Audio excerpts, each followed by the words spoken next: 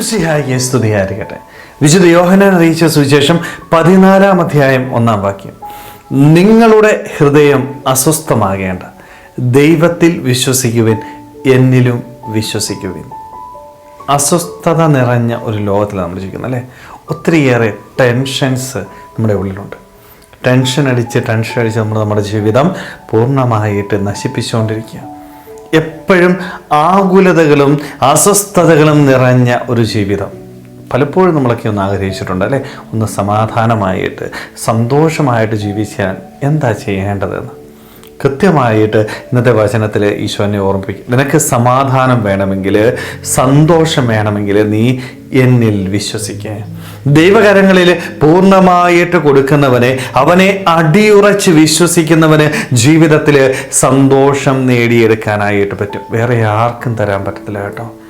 പണം സമ്പാദിക്കാം, എല്ലാ സുഖസൗകര്യങ്ങളും നേടാം, നല്ലൊരു ജോലി നേടാം, സൗന്ദര്യമുണ്ടായിരിക്കാം, ആരോഗ്യമുണ്ടായിരിക്കാം, സൗഹൃദങ്ങളുണ്ടായിരിക്കും. പക്ഷെ ഇവയ്ക്കൊന്നിനും നമ്മുടെ ജീവിതത്തിൽ സമാധാനം തരാനായിട്ട് പറ്റത്തില്ല. പലപ്പോഴും നമ്മുടെയൊക്കെയുള്ള ഏറ്റവും വലിയ പ്രശ്നം ഇത് തന്നെയല്ലേ.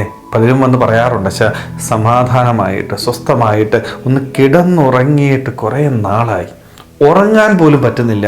ഒത്തിരിയേറെ അസ്വസ്ഥതകൾ നമ്മുടെ ഉള്ളിൽ നീറി കഴിയുക. സ്നേഹമുള്ളവരെ, ഈ അസ്വസ്ഥത എൻ്റെ ജീവിതത്തിൽ നിന്ന് മാറണമെങ്കിൽ ഞാൻ ദൈവത്തിൽ അടിയുറച്ച്, ദൈവത്തിന് മാത്രമാണ് എൻ്റെ ജീവിതത്തിൽ സമാധാനവും സന്തോഷവും നൽകുവാനായിട്ട് സാധിക്കും. ഈ ഒരു ബോധ്യം ഉണ്ടാവണം.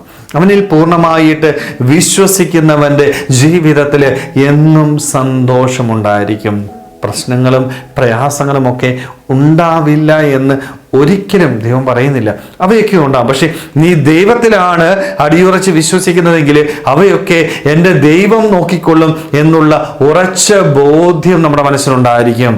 ഈ ബോധ്യത്തിൽ അടിയുറച്ച് നിന്നുകൊണ്ട് എല്ലാത്തിനെയും തരണം ചെയ്യുവാനായിട്ടുള്ള ശക്തി എനിക്ക് ലഭിക്കും. സ്നേഹമുള്ളവരെ, നമ്മളൊക്കെ ഒന്ന് ആത്മശോധന ചെയ്യേണ്ടത് നമ്മുടെ ജീവിതത്തിൽ ഈ ഒരു ബോധ്യമുണ്ടോ എന്ന. പലപ്പോഴും നമുക്കിന്ന് ഇത് നഷ്ടപ്പെട്ടു പോവുക.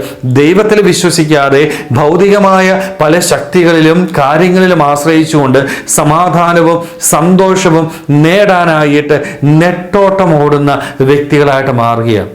പക്ഷേ അവിടെയൊക്കെ നമ്മൾ പരാജയപ്പെട്ടു പോകും കേട്ടോ. ഓടിക്കോ, ഓടാവുന്നതിൻ്റെ പരമാവധി ഓടിക്കും. പക്ഷേ അവസാനം സമാധാനം കിട്ടാനായിട്ട് ദൈവത്തിൻ്റെ സന്നിധിയിലേക്ക് തന്നെ കടന്നു വരേണ്ടതായിട്ട് വരും. സ്നേഹമുള്ളവരെ, അതുകൊണ്ട് നമുക്കും ദൈവസന്നിധിയിൽ വിശ്വാസത്തോടുകൂടി കടന്നു വരാം. അവരിൽ പൂർണ്ണമായിട്ട് ആശ്രയിക്കുവാനായിട്ട് നമ്മുടെ എല്ലാ പ്രയാസങ്ങളും ബുദ്ധിമുട്ടുകളും ഈശോയുടെ കരങ്ങളിലേക്ക് പൂർണ്ണമായിട്ട് സമർപ്പിക്കുവാനായിട്ട് ഭൗതികമായ വസ്തുക്കളിലും വ്യക്തികളിലും സമാധാനം തേടി ഓടി നടക്കാതെ ദൈവസന്നിധിയിൽ വന്നിരുന്ന് അവൻ്റെ കരങ്ങളിൽ സമർപ്പിച്ച് അവനിൽ നിന്ന് സമാധാനം നേടുവാനായിട്ട്, അങ്ങനെ സന്തോഷകരമായ ഒരു ജീവിതം നയിക്കുവാനായിട്ട് നമുക്ക് ഓരോരുത്തർക്കും ആത്മാർത്ഥമായിട്ട് ആഗ്രഹിക്കാൻ പരിശ്രമിക്കാം. ദൈവം നമ്മളെല്ലാവരെയും സമൃദ്ധമായിട്ട് അനുഗ്രഹിക്കട്ടെ.